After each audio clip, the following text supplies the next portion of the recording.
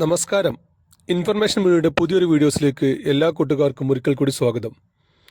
നമ്മൾ നോക്കാൻ പോകുന്ന വിഷയം മഞ്ഞ ചുവപ്പ് റേഷൻ കാർഡുള്ള വീടുകളാണെങ്കിൽ, അതുപോലെ തന്നെ നമ്മുടെ വീട്ടിൽ ആരെങ്കിലും 1600 രൂപ ക്ഷേമ പെൻഷൻ ലഭിക്കുന്ന ആളുകളുണ്ടെങ്കിൽ അവിടെ എല്ലാം വീടുകളിൽ അതാത് ഡിപ്പാർട്ട്മെൻറ്റിലെ ആളുകൾ പരിശോധനയ്ക്ക് വരികയാണ്. എന്തെല്ലാം രേഖകളാണ് അങ്ങനെ പരിശോധനയ്ക്ക് വരുന്ന സമയത്ത് നമ്മൾ ഹാജരാക്കേണ്ടത്? നമ്മുടെ പെൻഷൻ അല്ലെങ്കിൽ നമ്മുടെ മഞ്ഞ ചുവപ്പ് റേഷൻ കാർഡുകൾ ഇതുമൂലം നമുക്ക് നഷ്ടപ്പെടുമോ എന്നീ കാര്യങ്ങളെക്കുറിച്ചാണ് നോക്കാൻ പോകുന്നത്.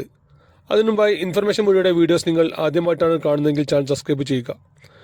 ഒരു തരത്തിലുള്ള മത രാഷ്ട്രീയ കാര്യങ്ങൾ നമ്മുടെ ചാനൽ വരുന്നതല്ല.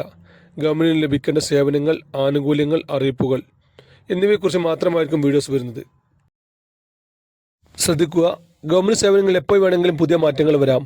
അതുകൊണ്ട് തന്നെ ഏറ്റവും പുതിയ അറിയിപ്പുകളും നിർദ്ദേശങ്ങളും ലഭിക്കാൻ ചാനൽ തൊട്ടടുത്തുള്ള ബെല്ലൈക്കൺ കൂടി ക്ലിക്ക് ചെയ്ത് വെക്കുക. ആദ്യം നമ്മൾ നോക്കാൻ പോകുന്നത് റേഷൻ കാർഡ് സംബന്ധമായുള്ള കാര്യമാണ്. മഞ്ഞ ചുവപ്പ് റേഷൻ കാർഡുള്ള വീടുകളിലാണെങ്കിൽ നമ്മൾക്ക് യഥാസമയം റേഷൻ സാധനങ്ങൾ ലഭിക്കുന്നുണ്ടെന്ന് അറിയാൻ സപ്ലൈ ഓഫീസർ നേരിട്ട് വീടുകളിൽ പരിശോധനയ്ക്ക് വരികയാണ്. ഓരോ മാസവും 10 വീടുകൾ നേരിട്ട് പരിശോധന നടത്തി കറക്റ്റഡ് സാധനങ്ങൾ ലഭിക്കുന്നുണ്ടെന്ന് ഉറപ്പുവരുത്താനാണ് ഇപ്പോൾ സർക്കാർ നിർദ്ദേശം നൽകിയിട്ടുള്ളത്. അതിൻ്റെ കൂട്ടത്തിൽ തന്നെ നമുക്ക് മഞ്ഞ ചുവപ്പ് റേഷൻ കാർഡ് അർഹതയുണ്ടോ എന്ന് കൂടി അവർ പരിശോധിക്കും.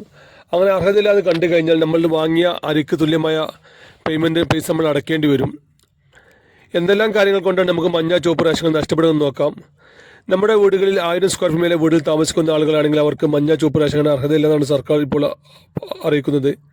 അതുപോലെ തന്നെ കുടുംബത്തിന് 4 ചക്ര വാഹനമുണ്ടെങ്കിൽ അവർക്കും ഈ കാർഡിന് അർഹതയില്ല.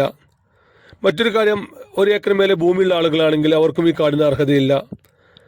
ഗവൺമെൻറ് സർവീസിൽ ജോലി ചെയ്യുന്ന അല്ലെങ്കിൽ അർദ്ധ സർക്കാർ സർവീസിൽ ജോലി ചെയ്യുന്ന ആളുകൾക്കും ഈ ഒരു കാർഡിന് അർഹതയില്ല.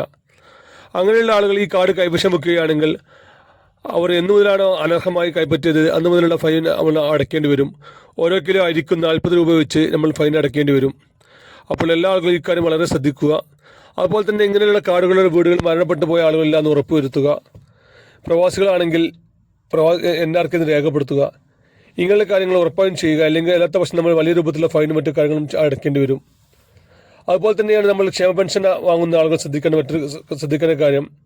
അനർഹമായിട്ടാണ് ക്ഷേമ പെൻഷൻ കൈപ്പറ്റുന്നതെങ്കിൽ അവരും വലിയ രൂപത്തിലുള്ള ഫൈൻ അടയ്ക്കേണ്ടി വരും. പല ആളുകളും അനർഹമായിട്ടാണ് പെൻഷൻ കൈപ്പറ്റുന്നതെന്ന് ഇപ്പോൾ സർക്കാർ അറിയുന്നത്.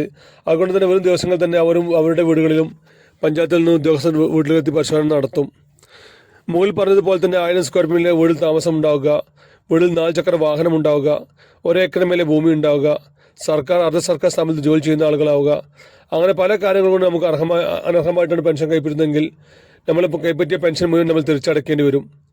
വരും ദിവസങ്ങളിൽ തന്നെ ഇതിൻ്റെ പരിശോധന തുടങ്ങുമെന്നാണ് ഇപ്പോൾ സർക്കാർ അറിയിച്ചിട്ടുള്ളത്. അതുകൊണ്ട് തന്നെ അനർഹമായി കൈപ്പറ്റുന്ന എല്ലാ സാധനങ്ങളും നമ്മൾ നിർത്തലാക്കാൻ ശ്രദ്ധിക്കുക. ഒരു പുതിയ